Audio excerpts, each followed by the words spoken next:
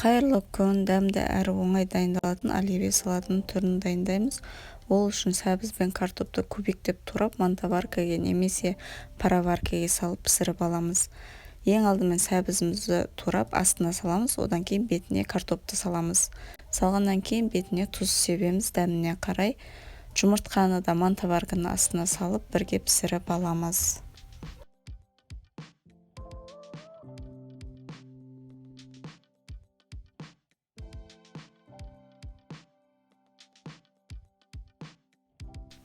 Сәбіз, картошка, жұмыртқамыз піскеннен кейін жақсылап суытамыз. Жұмыртқамызды мұздай суға саламыз. Суған затымызды ыдысқа салып, қалған заттардың бәрін кубиктеп турап, майонезбен жақсылап араластырып аламыз.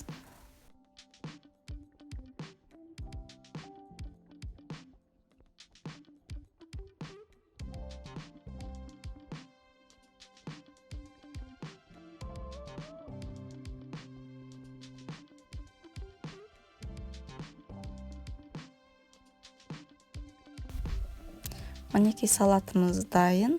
Өте дәмді, өте керемет болып шықты. Жасап көріңіздер. Егер видеоларым ұнап жатса, лайк басып, каналыма жазылып алыңыздар.